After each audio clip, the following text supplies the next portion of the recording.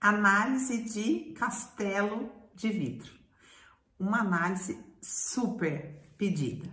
Muito bem, uma família completamente disfuncional. O que quer dizer uma família disfuncional? Onde os papéis estão trocados, onde os pais são negligentes. O que é papel trocado? Por exemplo, quando os filhos cuidam dos pais, como é o caso do filme. Então, são papéis trocados, é uma família disfuncional e os filhos expostos ao perigo. É claro que eu acho que deu para você notar que o filme dá uma romantizada, né? Assim, não carrega muito, senão fica muito angustiante, né? A gente compreender o que é realmente a história real, né? Que ela relata de uma família vivendo sem luz elétrica, sem água, imagina, sem aquecimento, né? Com fome, sem escola, né? Então, ali é romantizado, mas dá pra gente ter uma ideia que a situação é bem ruim. Então, a gente vê, assim, mostrado no filme, acusando essa disfuncionalidade. Fome, roubo, enganação, né? O pai ensina os filhos a enganar, a trair, né? A confiança das pessoas, a roubar, ensina violência, né? Um pai violento, o alcoolismo, enfim, são as características mais marcantes ali dessa disfuncionalidade que vai resultar em uma codependência. Então, o tema clássico do filme é codependência. Já usei muito esse filme em terapia, não sei se você sabe, esse filme é antigo, e eu recomendava muito para as minhas pacientes codependentes esse filme, porque ele é uma descrição bem clássica desse desenho, né, do que causa a codependência, dessa disfuncionalidade parental. É quase uma cartilha, sabe? Para você entender como é que uma pessoa se torna codependente. Então, a nossa heroína é uma codependente, tá? Para você que nunca ouviu falar sobre isso, o que é a codependência? Como é que é uma das causas da codependência?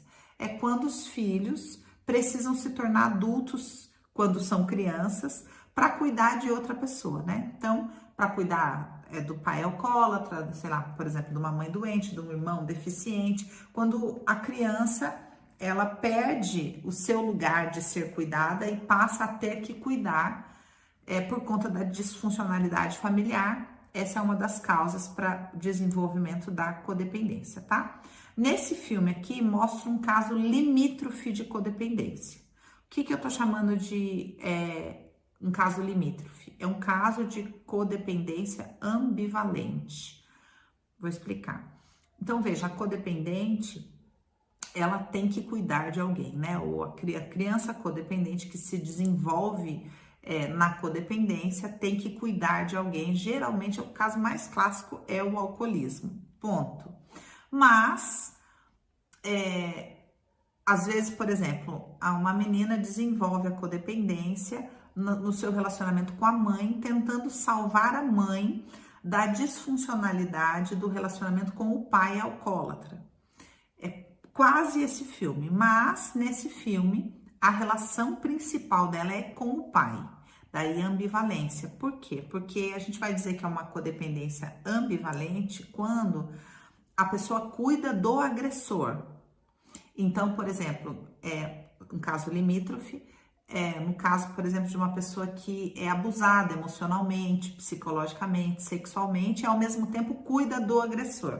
Então, no caso, ela tem essa codependência completamente ambivalente, que é muito difícil de alguém se recuperar, né? Porque não existe esse triângulo onde existe a vítima, existe o perseguidor, ali não funciona ali, não funciona assim. Os dois têm uma relação muito íntima, muito intensa. Ele é a pessoa que ela quer salvar e ao mesmo tempo é a pessoa de quem ela quer fugir. Então essa ambivalência estrutura toda a codependência dela e a identidade que ela formata adulta, que a gente vai falar um pouquinho para frente. É um filme que gera muita angústia, muita dúvida, mexe em lugares bem profundos dentro de nós, né? E por isso que tanta gente pediu a análise. Para que a análise possa ser útil para você, você vai ter que tentar meio que descobrir o que é que pegou para você. Então funciona mais ou menos assim: as pessoas assistem um filme que gera muita angústia, o que todo mundo faz? Clube do filme! Dani, faz análise desse filme. O que essa pessoa tá pedindo? Me fala por que eu fiquei angustiado. Só que não é o mesmo ponto que gera angústia em todo mundo, porque esse filme é um filme cheio de gatilhos que pode mexer com vários assuntos em várias pessoas. Então, para te ajudar a entender por que o filme mexeu com você, o que te causou angústia, eu vou te fazer algumas perguntas. Primeira delas, o que mais pegou para você nesse filme? Por exemplo, você teve vontade de parar de assistir, por quê? O que te dava nervoso, né? A mãe não fazer comida, a mãe fingir que não estava vendo nada, a omissão da mãe, falando só no caso da mãe, né? Ou o pai, a violência do pai, o alcoolismo do pai, o que é que a negligência que aquelas crianças se encontravam, o que te causou mais angústia?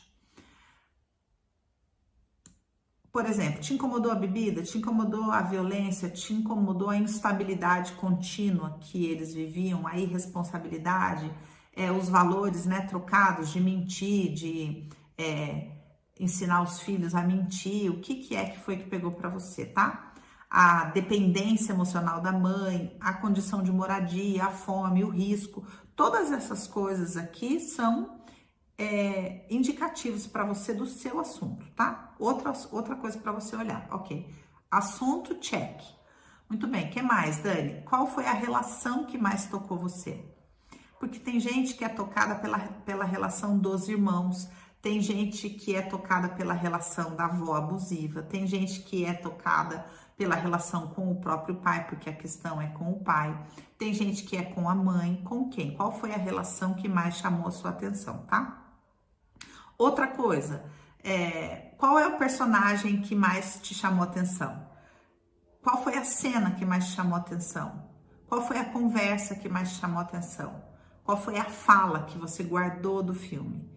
Qual foi o sentimento que ficou para você do filme? Você teve vontade de chorar? Em qual momento? Qual representante ali, né, tocou mais você? Com quem você se sentiu mais identificado? Se você fosse falar, quem é você no filme? Você é a protagonista? Você é a mãe? Né? Você é a pessoa que perde o controle? Quem é você no filme, tá?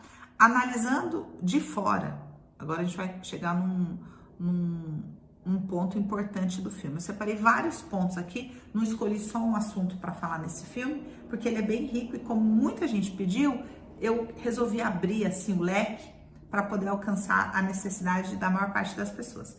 Então, quando a gente analisa o filme de fora, com um olhar de julgamento, né, a gente vai fazer um diagnóstico do filme, que é esse que eu coloquei, a disfuncionalidade. Então, eu recebi muitos comentários de codependentes. Quem são os codependentes? Os profissionais da codependência, né? São os salvadores, aqueles que se formam como salvadores e que não têm muita noção da sua codependência, de onde como é que desenvolveu essa codependência. Tô dizendo que todo profissional que eu vou pontuar é codependente? Não.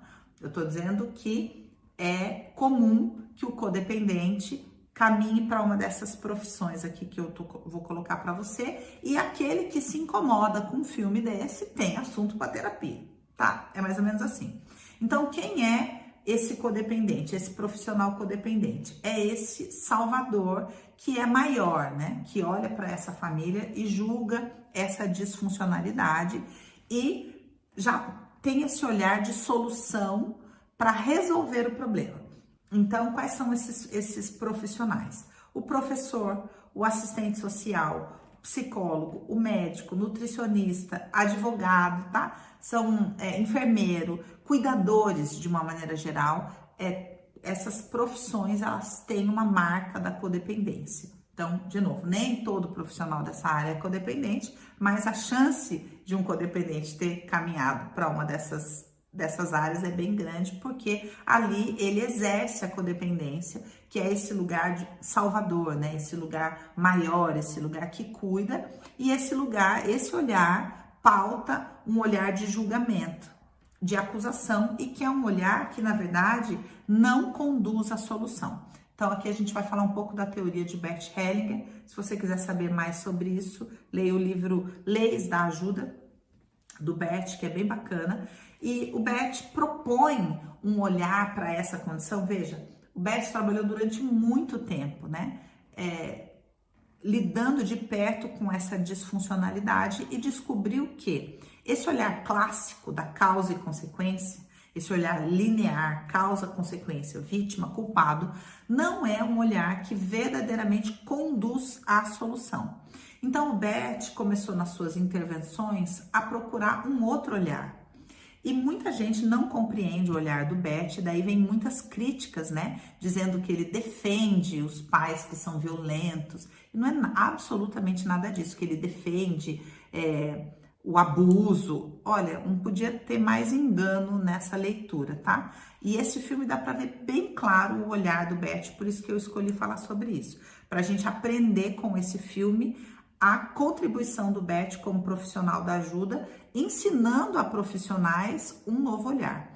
Que novo olhar é esse? É um olhar que não foca no problema, é um olhar que não foca na dor, é um olhar que não foca na disfuncionalidade, mas ele escolhe focar em aonde está o amor. E esse filme é bem evidente porque a gente vê onde está o problema, a gente vê onde está a disfuncionalidade, mas maior do que o problema, maior que o alcoolismo, ou que a negligência, ou que a imaturidade, ou que, enfim, qualquer coisa, a conduta abusiva dos pais, maior do que tudo isso no filme é o amor que une essa família, tá? E ninguém poderia ajudar ali. Eles não autorizavam nem que ninguém ficasse perto, vídeo noivo, se desenvolvesse um olhar de julgamento. É uma lealdade muito consistente. E Bert, no seu olhar profissional, identifica essa lealdade, identifica esse voto de amor cego e fala: não tenho como ajudar uma pessoa sem respeitar esse sentimento dentro dela. Então, ele, se fosse ser um profissional da ajuda, olhando para essa família, o primeiro olhar seria um olhar que respeita esse amor cego, tá? Então, Bert nos ensinou na teoria dele a buscar o caminho de solução, e esse caminho de solução é procurar onde está o amor e trabalhar a partir do reconhecimento do amor.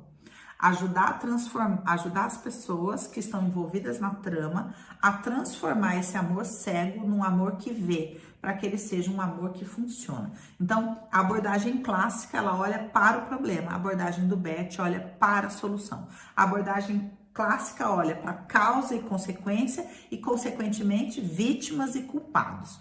O olhar do Bert dá total importância para todos, porque o olhar do Bert é sistêmico e valoriza o sistema e não o indivíduo. Por quê? Porque ele fala: eu não tenho como ajudar o indivíduo se eu não respeitar o amor que o une a esse sistema, tá? Então, só uma pinceladinha sobre isso. Muito bem. Agora a gente vai falar, dentro desse olhar também, antes de eu mudar de assunto, não sei se você reparou no subtítulo do filme, né? O filme se chama Castelo de Vidro e o subtítulo se chama Sua Casa é Onde Está o Seu Coração. E é esse o olhar do Bert, entender que, independente das atrocidades que a gente vê ali, a casa, né, a família, a identidade de todas aquelas pessoas está completamente alicerçada ali, e eles, por lealdade, não querem nem nada diferente disso, tá? Então, esse filme mostra claramente a força do amor cego que vincula fortemente, que une a ponto de não permitir que ninguém entre, a menos que se anule. Então, muitas famílias disfuncionais têm essa característica. Se você quiser participar, você tem que se anular. Então, um exemplo que a gente vê disso no filme é a esposa do menino. Ele se casa, tem um filho, aí a esposa aparece ali, mas muda no filme, né? Não sei na vida real, mas no filme mostra isso. O noivo estava indo muito bem, até que ele resolveu manifestar a opinião dele. Aí já não deu, né? Porque ela falou: você está falando da minha família, aí não vai dar.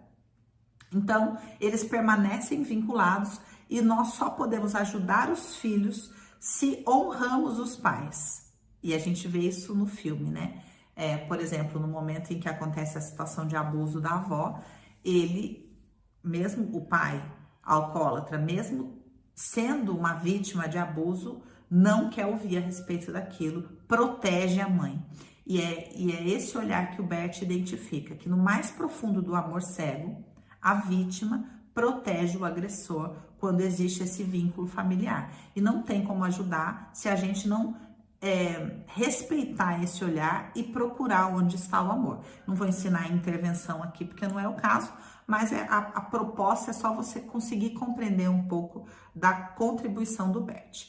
Agora vamos aos personagens, tá? Falamos aqui da disfuncionalidade do filme, um pouquinho da teoria do Bert, da codependência. Agora a gente vai para uma análise aqui um pouco dos personagens. Primeiro, o pai.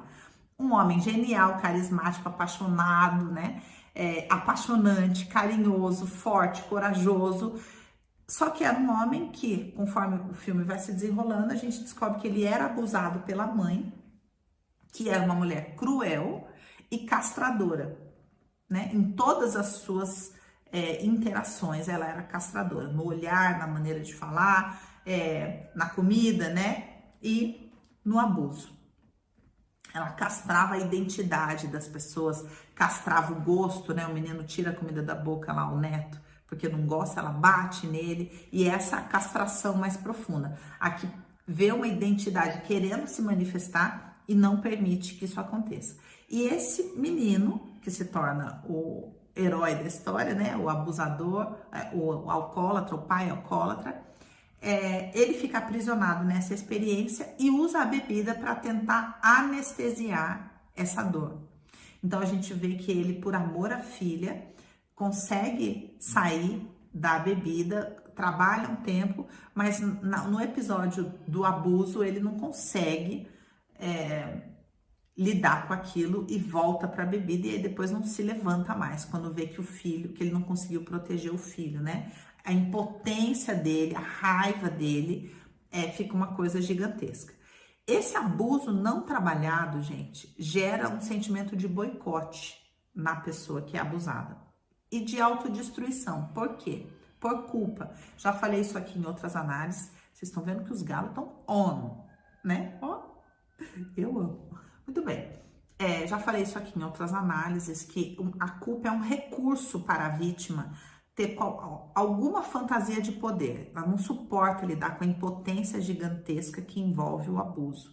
Então, ela se protege com a culpa, tentando encontrar alguma culpa nela para aquilo, porque aí ela sente que ela poderia ter mudado a situação.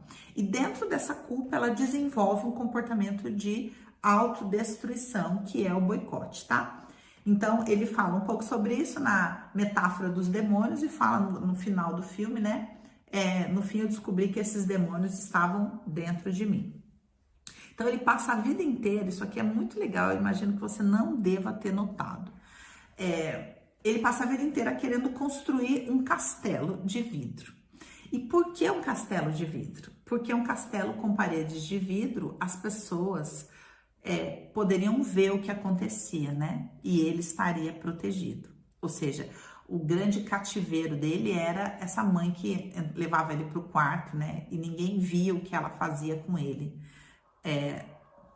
dentro das quatro paredes. E aí ele sonha em construir um castelo que protegeria a família, a família permaneceria dentro, mas como as paredes são de vidro, o vidro seria essa proteção que impediria, né, que a pessoa que ele amava, que era a mãe, desse vazão ao seu pior, tá? Isso é uma coisa muito comum. As crianças, gente, por amor cego, elas protegem os pais, não importa quão abusadores sejam esses pais, em todos os sentidos da palavra aqui, tá? E aí o castelo de vidro representa isso, o desejo da criança de manter a família unida, porém num castelo com paredes de vidro, para que os olhares de fora sejam inibidores dos comportamentos que afloram desses pais, a violência, da crueldade, do abuso nas quatro paredes, as portas fechadas, tá? Então, por isso, castelo de vidro. Esse é o ponto principal do filme. Já falei, toda criança vítima de abuso emocional, psicológico ou físico sonha com um castelo de vidro, onde a família permanece unida, mas com limites impostos pelos olhos de fora, tá? A mãe aqui, a avó castradora, castra a potência desse filho com esse abuso. Então faz ele odiar o seu falo, faz ele odiar a sua potência. E com isso ele perde toda a sua capacidade de conquista. É quase como também uma medida de proteção, né? Se eu não for potente, eu não vou ser abusado. Então, ele permanece ali e acaba escolhendo uma mulher completamente submissa, completamente dependente, justamente para não ter nenhuma característica dessa avó, né? E a gente vê essa relação triangular dele com a mulher e com a filha, porque a filha, ele tem uma relação de paixão com a filha, que eu já vou falar, e essa análise está ficando o quê? Gigante. E a filha, ela já tem uma opinião, e de vez em quando ele não suporta essa opinião dela, nem para não e nem para sim. O episódio da piscina fala sobre isso, né? Sobre ele não aceitar que ela tenha vontade, que ela tenha opinião, né? Que ela tenha essa potência, porque o assunto ali é potência. Uma coisa também muito legal, que talvez você não tenha notado, é que o único filho, o homem, toma para si a compensação, tá? Ele se torna o quê? Policial. Então, é muito legal porque esse filho homem, ele se torna policial para proteger o pai dos abusos, né? Se tornando aquilo que em psicanálise o pai representa, a lei. Ou seja, o que faltava nas duas famílias, na família do pai e na família que o pai formou, a lei, o pai, né? Faltava o pai, que era a lei, que era a proteção, que o limite, né? Esse homem não conseguia ter limite porque o pai não impôs limite para a mãe. Então, uma coisa geracional que vem se reproduzindo. E esse filho, então, se torna essa lei, né? Mesmo tendo sido também abusado ali pela avó, se torna a lei e assume essa principal função psíquica do pai, que é ser a lei, que interdita a simbiose, tá? Que viabiliza a vida em sociedade, que protege, que regula, ocupando, então, para o pai, o lugar do pai, tá? Olha que bonito isso. Quando a gente ensina a compensação, todo mundo fica querendo entender como é que funciona. E, na verdade, é o seguinte, a compensação pega todo mundo, não tem muito como a gente escapar dela. Todos no filme estão em compensação. Todos fazem a própria escolha a partir de uma tragédia, a partir de uma realidade e vão se definindo a partir dali, tá? A mãe, já falei, dependente, omissa, negacionista. A gente vê bem naquela cena que ela tá descendo do carro numa casa, cai alguma coisa, ele tá lá na frente, não tá nem ela, fala, eu pego, como se ele fosse pegar, né? Então, ela super protege ele nessa visão negacionista, bem o oposto da mãe abusadora. Ela é carinhosa, otimista e vivia num mundo de fantasia, né? Que era a pintura. Sempre vendendo essa ideia de, olha, a gente vai ter uma aventura maravilhosa, vai ser sensacional. E escondia a sua crueldade, porque também existia a sua ira, expondo seus filhos à morte. Negando, por exemplo, fazer comida para eles, deixando aquela menina mexer com fogo, né? Enfim. Então, a crueldade dela existia bem e a gente não vê nessa visão romantizada do filme, mas você pode ter certeza que na realidade era bem evidente quanto essa mãe era cruel, tá? A filha mais jovem, que foi a mais protegida, é a que ficou mais livre para ter, entre aspas, os seus próprios sentimentos, que na verdade era manifestar o sentimento de todo mundo que não podia ser manifesto, que era o quê? A rebeldia, a revolta. Então, a filha mais jovem, ela fica com esse papel, ela não constrói nada, né? Já vive uma vida mais desconstruída, porque também está compensando. Então é importante você ver, tá todo mundo compensando. Vamos para a parte mais importante para não ficar gigante, a relação da heroína com o pai. Ela era o quê? Perdidamente apaixonada por esse pai. Na verdade, os dois viviam uma relação mútua de paixão. Então a gente não vai entender muito bem o filme se a gente não conseguir olhar a relação de paixão, de homem e mulher, que existia entre o pai e a filha. O que não existia ali? O sexo. Somente isso. Então a gente vê isso em dois momentos bem importantes. Primeiro, quando o pai a expõe a um possível abuso, usando a sexualidade dela para se beneficiar e expondo ela a esse abuso, ele também revive a própria relação dele com a sexualidade que era complicada, né?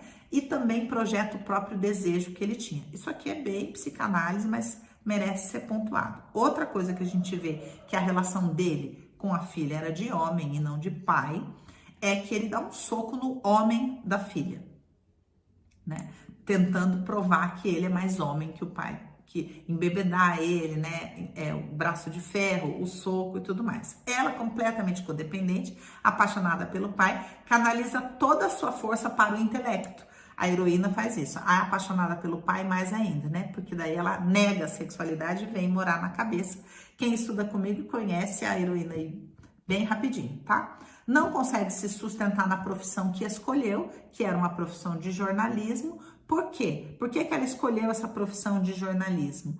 Porque o seu verdadeiro desejo era denunciar o pai, mas ela não podia denunciar o pai. Então ela denunciava uns corruptos lá, mas o pai verdadeiramente ela não conseguia denunciar. Então ela se torna colunista, né? Vai trabalhar com fofoca e vai arranjar uma outra forma de contar a verdade, que é o que ela fez, inclusive, com o livro que gerou o filme, né? Uma outra forma de contar a verdade, transformando a própria história em entretenimento.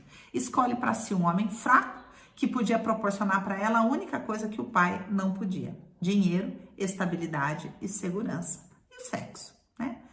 Mas o que faltava? Cumplicidade. Então a gente vê de novo a relação homem e mulher quando falam: cadê você não tá feliz, né? Você não tá feliz. Com quem que ela tá? Com quem que aquele homem estava falando? Com a mulher dentro da filha. Ela se move num caráter bem rígido, né? Com as roupas estruturadas. Tudo bem que tem a moda da época, mas a gente vê as roupas, o salto alto, o topete, né? E é bem esse movimento da sexualidade completamente aprisionada por causa desse desejo pelo pai, existindo via intelectualidade, uma intelectualidade bem cortante, né? A gente vê isso nas conversas ali na mesa, no restaurante. E ela completamente desvinculada afetivamente da mãe. A gente não vê manifestações de afeto dela com a mãe, sempre rejeitando a mãe, porque na verdade a mãe era uma rival nessa relação dela com o pai.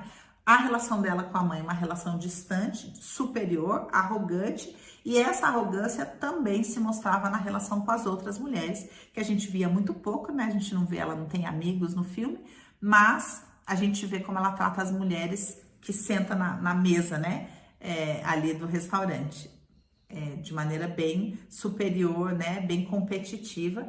Por quê? Porque ela era a mulher do pai, tá? Muito bem sucedida profissionalmente, mas sem condição de se entregar para um homem.